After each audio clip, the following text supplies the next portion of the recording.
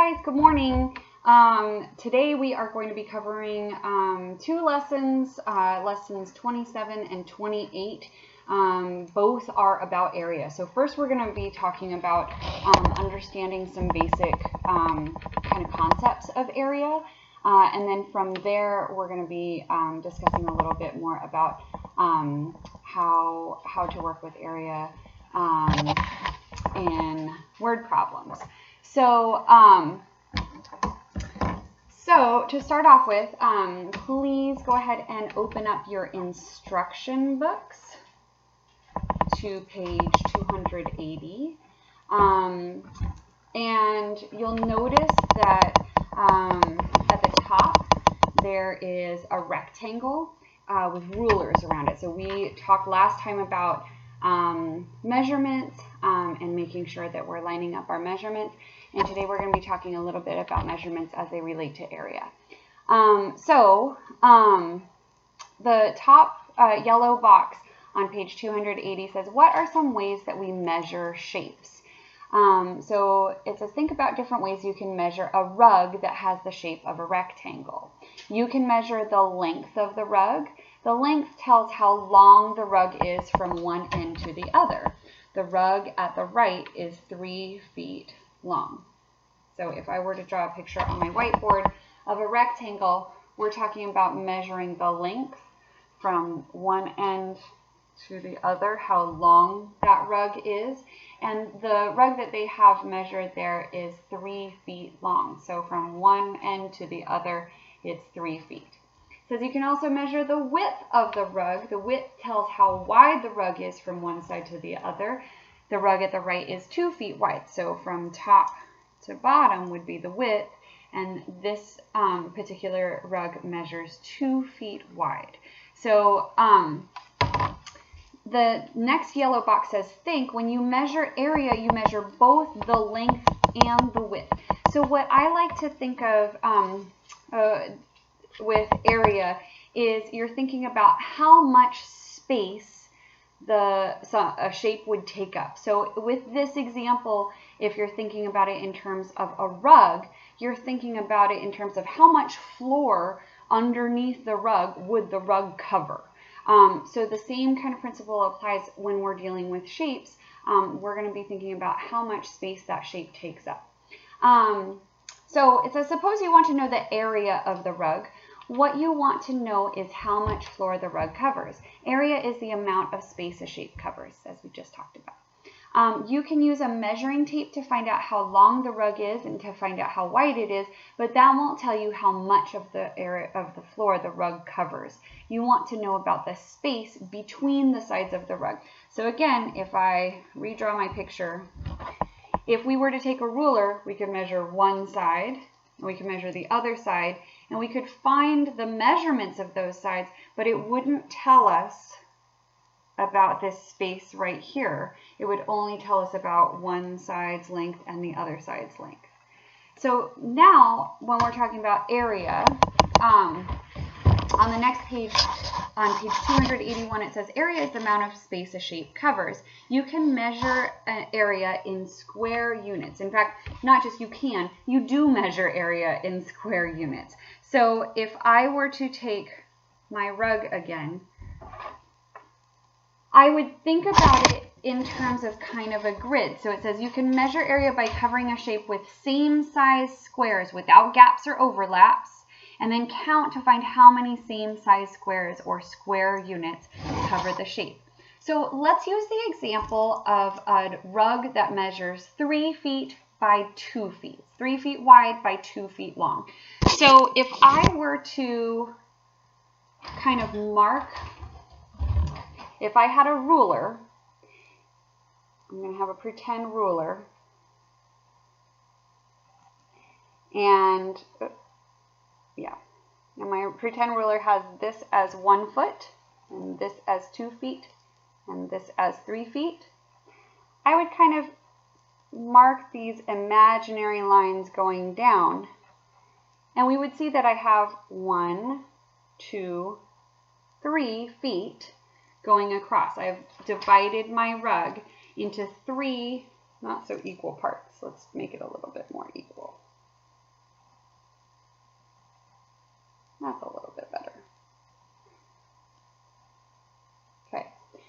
remember, just like when we're dealing with fractions, it's important that things are equal because that makes our comparisons the same. If I have unequal amounts, then we're not going to be able to compare the shapes because one square will be worth more than the other. So again, I'm human. I'm not going to be drawing a super precise picture, but I'm going to try to make it look as accurate as possible, even if it's not going to be exactly even. But that looks a lot more even than it did at the beginning. So, so now I have my measurement of 3 feet across the top. Now on the width, it said that we had 2 feet. So I have 1 and 2 feet. Let's do it the other way. There we go. 1 and 2 feet down the sides. So I would then go ahead and do the same thing. I would draw a line that would divide my squares evenly into 2. So let's relate this to what we've learned with multiplication. When we make an array, we're really dealing with columns and rows, right? So if we think about it in terms of feet, we have 1, 2 feet in each column, and 1, 2, 3 feet in each row. So if we were to write a corresponding multiplication problem, we could write 3 times 2 to find how many squares we would have altogether, right? But even before that, we can also just count them up. So I have 1, 2, 3, 4, 5, 6 squares that are created from my grid after marking out the feet. Okay, so, and you'll see in your book that it says the rug is covered by 6 square units with no gaps or overlaps, so the area of the rug is 6 square units. Now, it says square units because each of these units would be taking up 1 square piece, right? But we can be even more precise than units because we know that our measurements on each side, we have 3 feet. They've given us the name of the units, and 2 feet wide. So if we were to have a 3 by 2 or 3 times 2 rectangle, it would equal 6 square units. But because we're dealing with feet, we're going to say that it's 6 square feet because feet are the units that we are using. Okay? So number 1 on that page says, explain how you use square units to find the area of a shape. So as we just talked about, we're creating squares that will fill up without gaps or overlaps, will fill up the space. We want the squares to all be the same size. And you'll notice that when I marked out my number of feet, this was a 1 foot mark and this was a 1 foot mark. So this square would be 1 foot, 1 foot, 1 foot, 1 foot, all the way around. It's all the same size.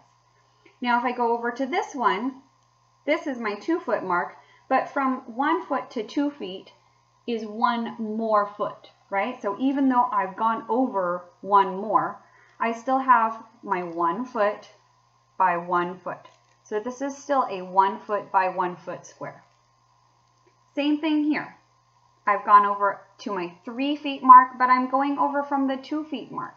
So 3 feet take away 2 feet would leave me with just 1 foot difference, and I still have my 1 foot on the side. So this square is also 1 foot by 1 foot.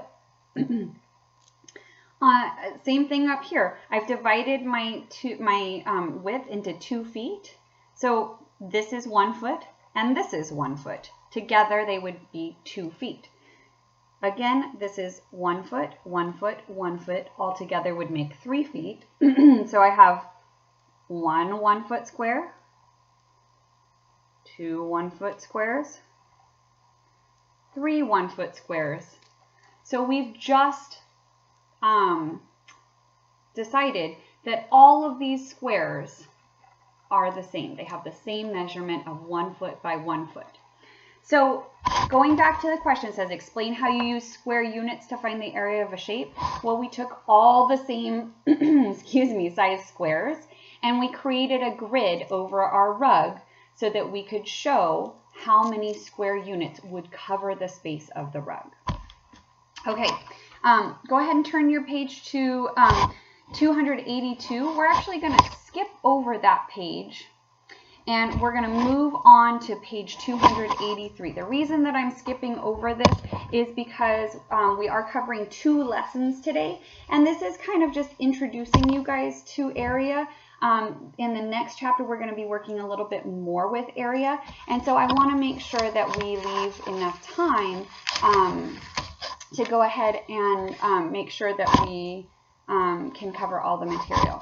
So we're going to skip over the questions for page 282, 282, and we're going to skip over to page 283 where it says number 11. So we're going to be dealing with number 11. So it says number each square unit in the shape below.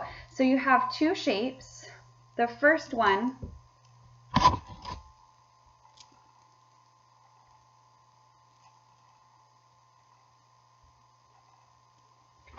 looks like this, and they have started you off by counting some of the square units with numbers in them, but the rest of them are blank. So just like with our array, when we're counting on, we're going to just keep counting on until we've counted all of the squares. So I have 1, 2, 3. My next one, I'm going to fill in with a 4 so that I'm not losing track. So 1, 2, 3, 4 on top.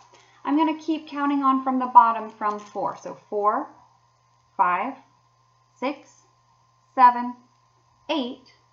The first shape is 8 square units for the area.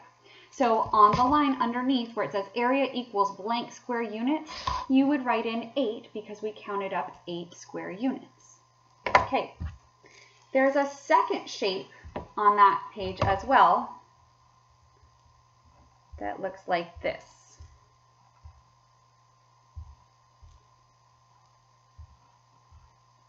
Oops. Oops. There we go.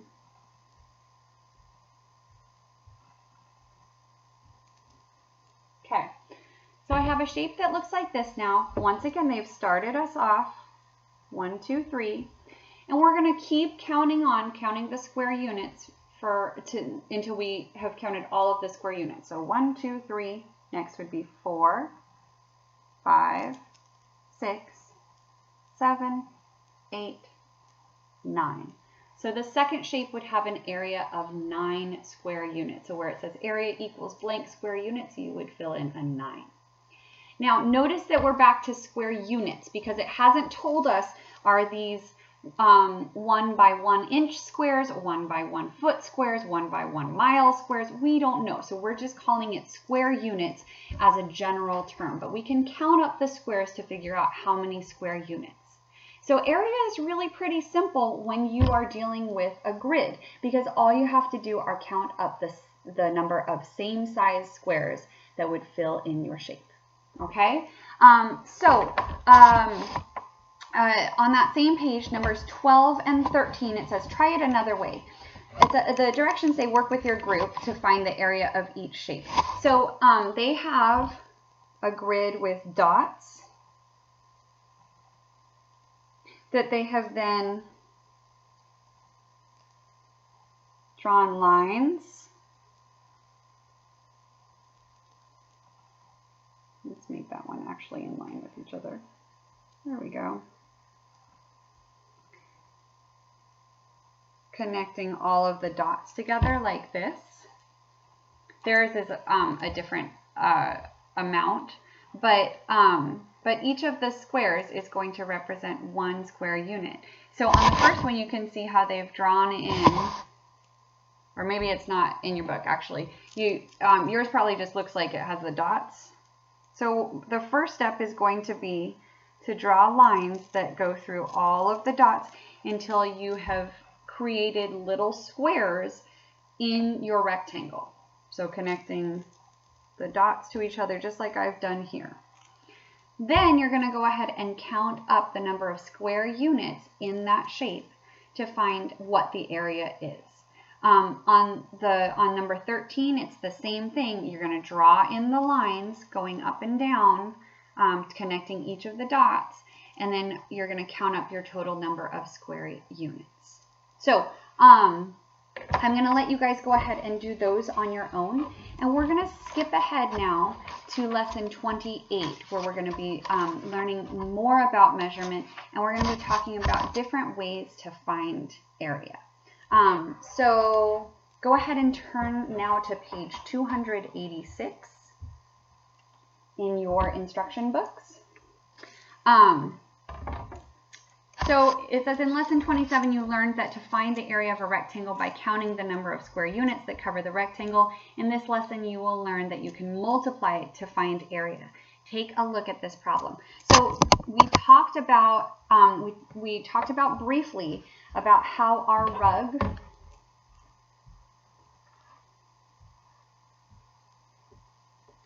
that was 2 feet wide by 3 feet long.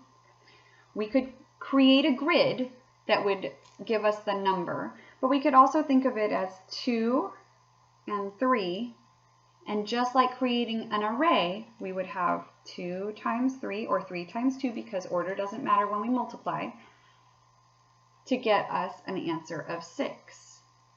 Now, in this problem, on page 286, it says Jenny wants to find the area of a rectangle at the right, but some ink spilled on it. How can she find the area if she cannot count all of the square units? So you'll notice that Jenny has a rectangle that looks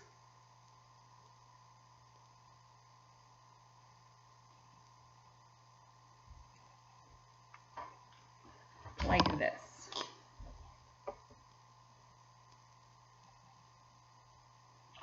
And the black, of course, is the ink that spilled on it.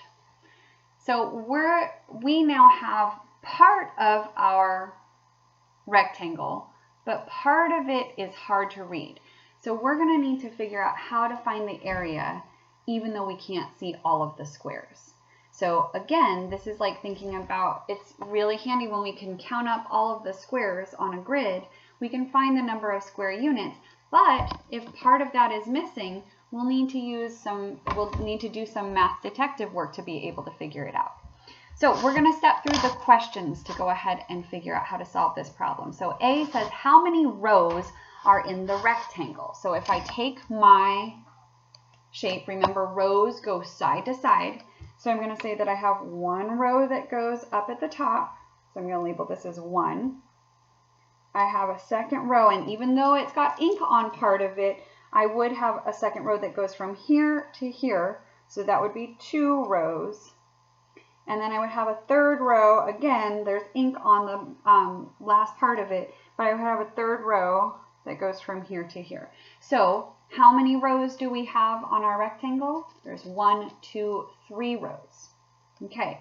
The second part of A says how many square units are in each row.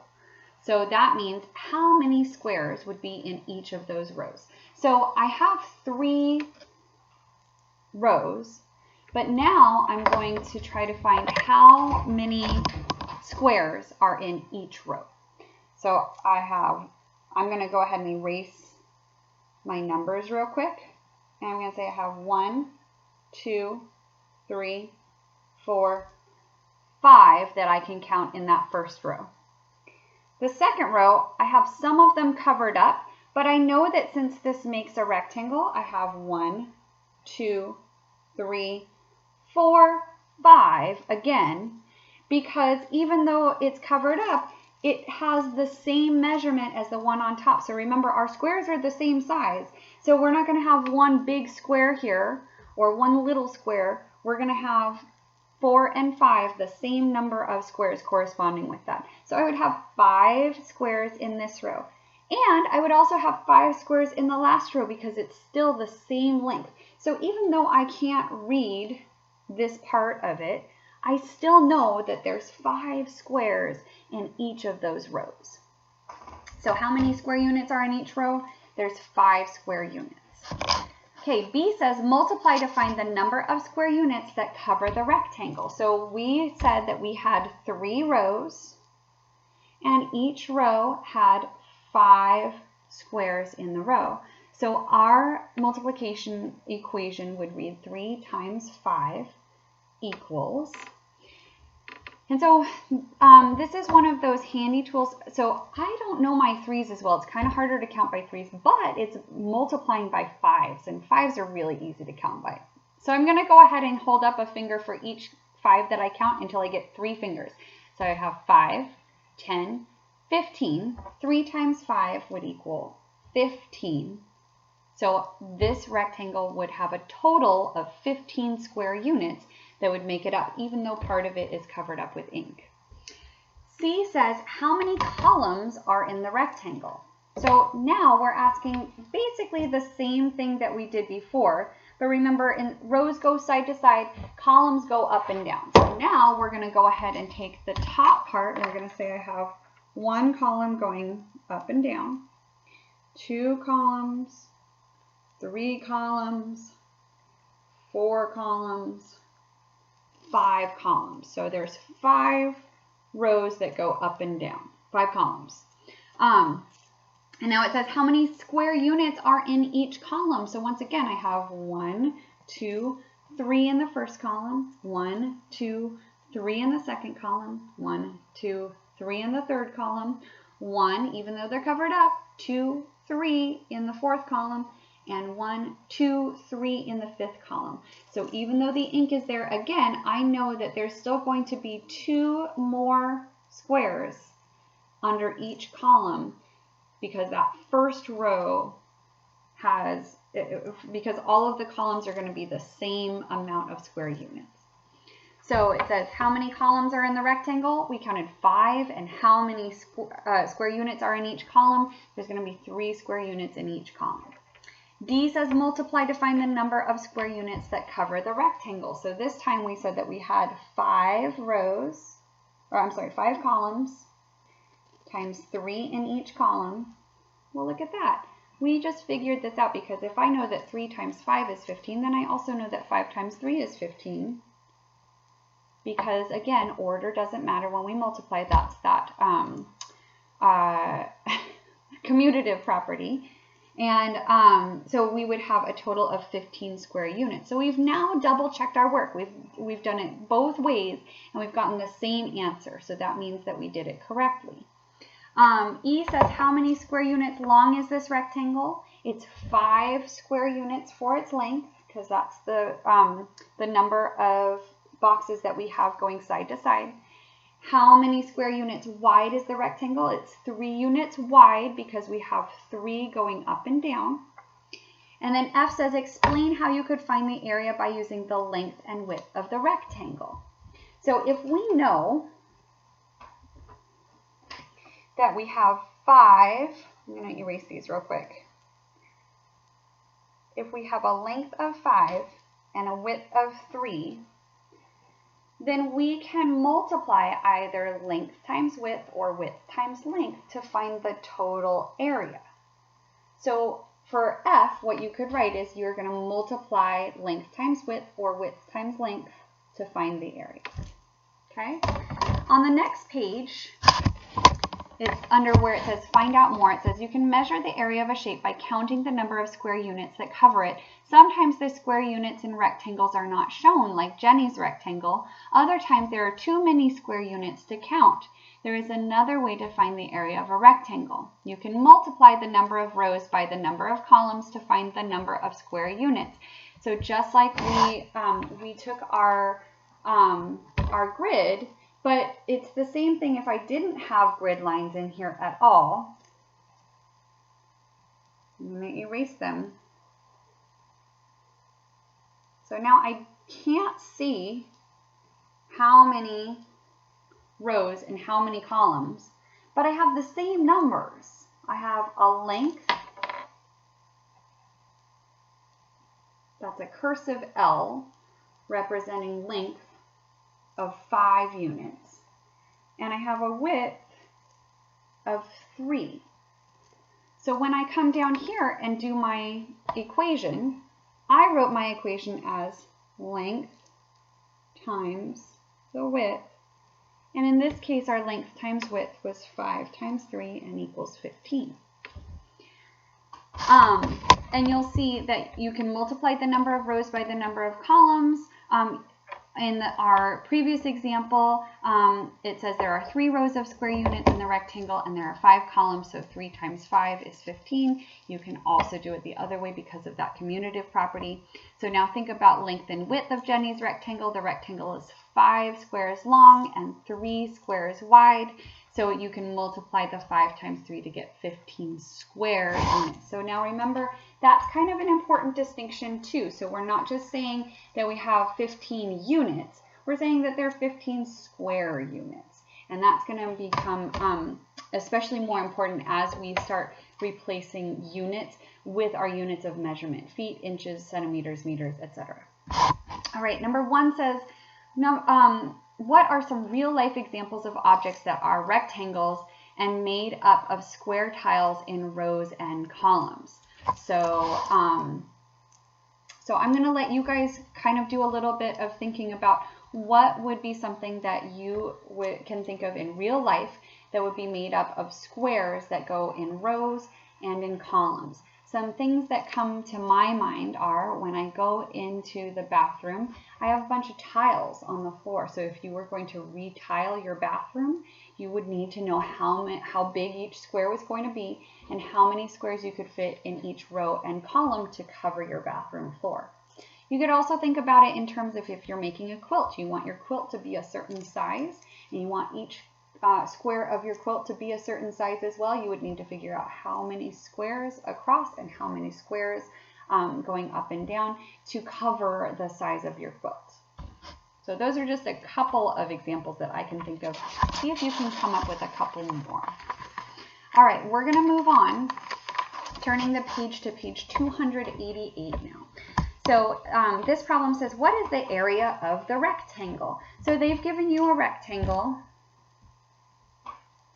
that measures 2 centimeters wide by 4 centimeters long. So underneath it says picture it. So you can use models to help you multiply to find area. So you can think about it like I broke up my squares earlier. Okay, so I have 4 centimeters. So I know that I would have 1, 2, 3, 4. So if I were to draw lines going up and down, I would be dividing my rectangle into 4 units going side to side. Then I have 2 centimeters going up and down. So I would want to go ahead and break it up into 1, 2. That creates then 1, 2, 3, 4 square units going side to side and 1, 2 square units going up and down. I could then count out my grid 1, 2, 3, 4, 5, 6, 7, 8 to find the total number of square units. Or you could also use your formula to figure out the multiplication. I have 2 is the width. I have 4 is the length. I'm going to multiply. Yuck. There we go. I know that 2 times 4 is like double 4s. So that would be 8. Again, they have given me the units here. So I would have 8 square centimeters. And another way that you can write square centimeters without having to write square each time is you can use the abbreviation for centimeters. And then this exponent 2 stands for squared. And so that would read as 8 centimeters squared or 8 square centimeters. So you can do it that way. That's a little shorter way of labeling square units when you're dealing with area.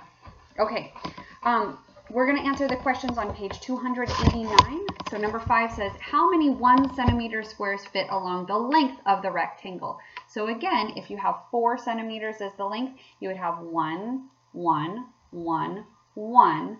each of those 4 centimeters would be 1 centimeter long. So you would have 4 1 centimeter squares that would fit along the length. The second part of that question says, what is the length of the rectangle? It's 4 centimeters. Number 3 says, how many 1 centimeter squares fit along the width of the rectangle? 2, because you have a width of 2 centimeters. What does the problem ask you to find? It's asking you to find the area of the rectangle. So 5 says, the unit of measurement for the length and width of the rectangle is centimeters. What is the unit of measurement for the area? So remember, this is where it's different. So it's giving you centimeters along the top, centimeters along the side, but your answer is going to be in centimeters square because there we go, centimeters square, because you're taking each of those centimeters and making a 1 centimeter by 1 centimeter square to cover your total grid. So even though your length and width are both in centimeters, your area is going to be in centimeters square centimeters. Okay. Number 6 says complete the equation below to find the area of the rectangle. So length is blank centimeters. We know that length is 4 centimeters.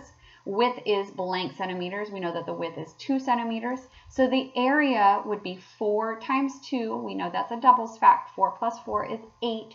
So it would be a total of 8 square centimeters. Number 7, the area of the rectangle is 8 square centimeters. We did it multiple times. All right, number 8 says explain how you multiply to find the area of a rectangle. So again, we used the length and the width to find the area by multiplying them. And because of that commutative property, you can do it as width times length equals the area. And I'm writing it as an equation this way, using W to stand for width, cursive L to stand for length, and capital A to stand for area. But I can also do it the other way around because of the commutative property. Length times width will still get me the area. Okay? All right. The numbers 9 and 10 say try it. So number 9 is giving you a square that is 3 units by 3 units and asking you to find the area. So using multiplication to find that. Notice that it's not saying centimeters, meters, inches, yards, whatever. It's saying units. So your answer would be square units, blank number of square units. So find that by multiplying. And number 10 says a rectangle has a length of 8 inches and a width of 6 inches. So it's not showing you the picture, it's just giving you the amounts. So length is 8, width is 6. What is the area of the rectangle? So you would multiply to find the answer. Notice that this one is giving you a unit. The units are inches. So your answer would be in square inches. So again, you can write that as the word square and inches, or the abbreviation IN with the exponent 2 next to it to stand for square inches. Okay, turning the page to 290. We're going to be now solving word problems about area. So whereas we've been given pictures to help solve the problems, now we're just going to be having to kind of picture it in our minds or draw our own picture, which is what I would recommend, because that is a great strategy for solving math problems, is to draw a picture. Oftentimes that can help you figure out some of the information. Our word problem says Tyler's bedroom is 9 feet wide and 9 feet long. Suki's bedroom is 8 feet wide and 10 feet long. Who has the bedroom with the greater area? Okay, so we are given 2 different room sizes. We've been given lengths and widths, so we will need to multiply to find the area of each to then compare. Let's break down the information in our word problem like we do. So first off, we're going to go ahead and circle the numbers. So you should circle 9 and 9 and 8 and 10. Then we're going to underline the question. So starting with who, what, when, where, why, or how question word and underlining all the way to the question mark. The other strategy is you can work backwards from the question mark to the last period. So our question that you should underline should read, who has the bedroom with the greater area? And then third step is we're going to box in keywords. So the keyword that jumps out at me in this sentence is greater area. So greater, when we hear greater than, less than, we're doing a comparison. You may remember that we have done number comparisons before using the alligator mouths, the greater than, less than symbols. So alligator mouth always, the wider part always wants to point to the bigger number. So, so when we do that, we would think 2 is greater than 1, but by how much? And if we were to find that, we would need to do some subtraction. We would say 2 take away 1 would give us a difference of 1. 2 is greater than 1 by 1. You would count 1 more to get to 2. So that greater word in our word problem is really the key word that's telling us that when we get the 2 areas of each room, we're then going to compare them to figure out who has the bigger room. So underneath it says picture it. You can use models to help you multiply to find area. I would strongly encourage this because, like I said, pictures can be a really valuable tool. So we know that we have 2 squares or rectangles. It doesn't necessarily matter if they are exactly to scale because we're going to use math to figure it out. So we know that Tyler's room, and I'm going to go ahead and put his name at the top of this one. We know that Tyler's room measures 9 feet by 9 feet. So it has a length of 9 feet and it has a width of 9 feet. We then also know, using our knowledge of squares and rectangles, if this side is 9 feet and this side is 9 feet, then we know that the corresponding side, this is 9 feet and this is 9 feet. Because when we're dealing with squares and rectangles, we know that there are 2 sides that are going to equal each other for rectangles, and all 4 sides are going to be the same for squares. So since we have 9 feet and 9 feet here, I know that this is going to be a square. I can even just write it in as 9 feet and know that this is 9 feet, this is 9 feet, this is 9 feet, because it's a square. Now for Suki's bedroom, I'm going to write Suki at the top of the next picture. Her bedroom measures 8 feet wide by 10 feet long. So hers is not a square, but it's okay that I just roughed it in as a square because now we have the measurements to go by. So hers, this side is going to be 8 feet and this side is going to be 8 feet because both of these on a rectangle would have the same measurement. This side would be 10 feet and this side would be 10 feet because both sides on a rectangle, the opposite sides are going to be the same. So 8 feet, 8 feet, 10 feet, 10 feet. Okay, so I have a 9-foot square and I have an 8 by 10 foot rectangle for Suki's room. So for Tyler, we would want to find the area by multiplying 9 feet by 9 feet. For Suki's room, we would find the area by multiplying 8 feet by 10 feet. Remember that our answers are going to be in square feet because we're now multiplying by the number of squares. So if I multiply 9 by 9, I can use several of my 9s tricks. My favorite one is the finger trick. So if I were to start, and I'm going to try to do this backwards because I think that's going to be what projects on here. When I'm using my 9s trick, I start with, well, no, I'm going to do it the regular way. So I'm going to start over here, and I'm going to count over 9 and put my 9th finger down. So 1, 2, 3, 4, 5, 6, 7, 8, 9. So that finger is going to go down. So now all of the fingers that I have on my left-hand side of my finger that's down are going to be the number of tens. So I have 10, 20, 30, 40, 50, 60, 70, 80 tens. Not 80 tens. I have 8 tens or 80. Then I have on the right side, on my right side of my finger that's down, are going to be the number of ones. I only have one little one.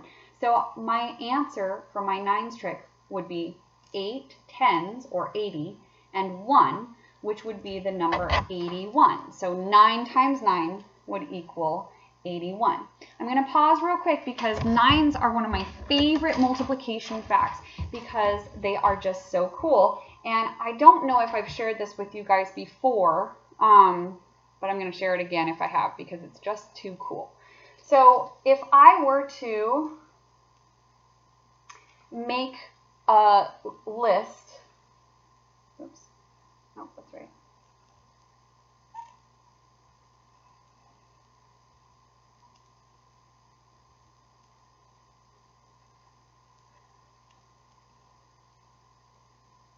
I'm running out of room. Okay. So here I have 0, 9, which would be the same as 9, 18, 27, 36, 45, 54, 63, 72, 81, and 90 down at the bottom. I got kind of squished at the bottom. I noticed that my tens column is counting up from 0. 0, 1, 2, 3, 4, 5, 6, 7, 8, 9. My ones column, I'm counting down from 9. 9, 8, 7, 6, 5, 4, 3, 2, 1, 0. I also noticed that both numbers, when added together, will equal 9. So 0 plus 9 equals 9. 1 plus 8 equals 9. 2 plus 7, 9. 3 plus 6, 9. 4 plus 5, 9. 5 plus 4, 9. 6 plus 3, 9. 7 plus 2, 9. 8 plus 1, 9. 9 plus 0, 9. So both digits would add up to 9. These correspond with your multiplications for nines facts from 1 to 10.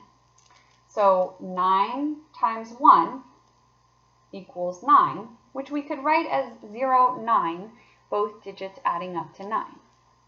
9 times 2 would equal 18.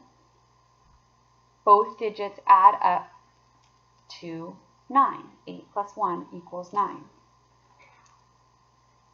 9 times 3 equals 27. 7 plus 2 equals 9. 9 times 4 equals 36. Both digits add up to 9. 9 times 5 equals 45. Both digits add up to 9. 9 times 6 equals 54. Both digits add up to 9. 9 times 7, 63. 9 times 8, 72. 9 times 9, 81. And 9 times 10 equals 90. Now, there's one last super cool thing, and this is always how I've remembered my nines, is that when the number that you have in the tens place is always one less than the number you're multiplying by. So 9 times 2, I would have a 1 in my tens place, and my other digit is going to add up to 9. So 1 and 8, 18, 1 and 8 make 9. 9 times 3, I have a 2 in the tens place. 9 times 4, I have a 3 in the tens place. So that's just several ways that nines are really, really cool. I think probably the easiest trick is to memorize the nines hand trick, where you count over how many you're multiplying by. Put that finger down. The number on your left is going to be the number of tens. The number on your right is going to be the number of ones. So for example, if I did 1, 2, 3, 4, 5, 5 times 9 would equal 45. That's a cool nines trick as well. But yeah, they're all kind of cool. Notice that the nines tricks only work up to facts up to 10. So once you get past 10, the finger trick kind of falls apart because they only have 10 fingers anyway. So, okay, let's get back to the problem then. So we have 9 times 9, we found out again is 81. So Tyler's room has an area of 81 square feet because we've been given feet and we want to square it. All right, now Suki's room is 8 by 10. Well, I like tens because I can just go ahead and either think of them as multiplying the number times 1 and adding in my 0 afterwards. So I would have 8 times 1 would be 8. Add back in my 0. I have 1 0, so I'm going to add 1 0 to my answer. Or I could also think about it as counting by tens 8 times. So if we use our fingers again, 10, 20, 30, 40, 50, 60, 70, 80. I got the same answer, so I know that it's correct. So I would have 80, and again, square feet. So we're measuring in feet. And it's a good thing that they're both in feet because that allows us to compare. If Suki's room were 80 meters and Tyler's room were 81 feet, it would be very difficult to compare those unless you knew those comparisons pretty quickly. So, but just by looking at it, we know that 81 is larger than 80. So we would know that Tyler's room is bigger by 1 square foot because he has 81 square feet and Suki has 80 square feet. Yeah, so we've just answered the problem. Okay, model it underneath says you can also use words to help you multiply to find area. And we're going to skip over that because if that's a system that works for you, great. I think using pictures or equations is a little bit more useful in this example. We're going to go ahead and answer the problems on page 291. So 11 says, what does the problem ask you to do? It's asking you to find which bedroom has a greater area, which bedroom has a bigger area. You could also write it that way. 12 says, what units are used to measure the length and width of the bedrooms? We're measuring in feet. 13 says, what unit should you use to record the area of each bedroom? Remember that when you are using area, you're going to use the units squared. So since our units are feet, we're going to use square feet as our answer. All right, 14 says, complete the equation below to find the area of Tyler's bedroom. Length would be blank feet. You would fill in 9. And width would be blank feet. You would also fill in 9 because remember his bedroom is 9 feet by 9 feet. So it would be a total area of 81 square feet. The area of Tyler's bedroom is 81 square feet. And for 15, it says complete the equation below to find the area of Suki's bedroom. Her bedroom has a length of 10 feet, has a width of 8 feet, and so the area would be 80 square feet. So the area of Suki's bedroom is 80 square feet. 16 says, so Tyler has the bedroom with the greater, 16 actually says, so blank has the bedroom with the greater area. Which one is bigger, Tyler's or Suki's? Tyler's bedroom has the greater area. 17 says, explain how you know the area of Tyler's bedroom must have the label square feet. So you would write in something like, when we're dealing with area, we always want to use square units. And so since his room was measured in feet, the area would be square feet, something to that effect. All right, below there's a section where it says try it for a problem, and there's one problem, problem 18. Fran found the area of a rectangle by multiplying 5 units by 4 units. Draw Fran's rectangle, label the length and width, and what is the area of the rectangle. So they've given you some space to the side to draw the rectangle of 5 units long, 4 units wide, and then they want you to multiply to find how many square units. Again, they haven't told us how many feet or inches. They're just saying square units. So make sure to to label it as square units. All right, so that wraps up our lesson. I'm going to go ahead and assign you your practice book pages. So I am going to have you work on pages 301 and 302, 303 and 304, and then an optional but recommended page of 305 and 306. So that's 3 double-sided pages altogether. There's 2 that I definitely want you to do, 1 that would be optional, but I would recommend doing it. As a side note, I'm going to continue posting your lessons. You guys have, I think, about 4 lessons left in that we're going to be covering. Some of them will be doubled up lessons that I'm combining like this one, but we are going to have 4 more sessions of online recorded lessons. I'm going to continue to put 1 out a week, but I'm going to encourage you guys to work at your own pace. So if you need a little bit of extra time to work on through the practice pages, please feel free to take it. We have, like I said, about 4 more sessions, but we only have, I think, like 9 weeks left of school. So you guys will have extra time at the end, and to allow that flexibility. So that's kind of why I've been doubling up on some of the lessons, is because some of them just group together nicely, and it gives you a little bit more flexibility with your time, so that you're not having to do 1 each week. So, so please go at your own pace. Make sure that you do enough practice pages to allow for full understanding. So those optional but recommended ones, if you feel like, oh yeah, I totally understand everything about area now, you know, it might still be a good idea, but do what works for you guys. And yeah, and we'll go ahead and tune in next time for the next lesson. Okay, thanks for joining, guys. See you next time. Bye.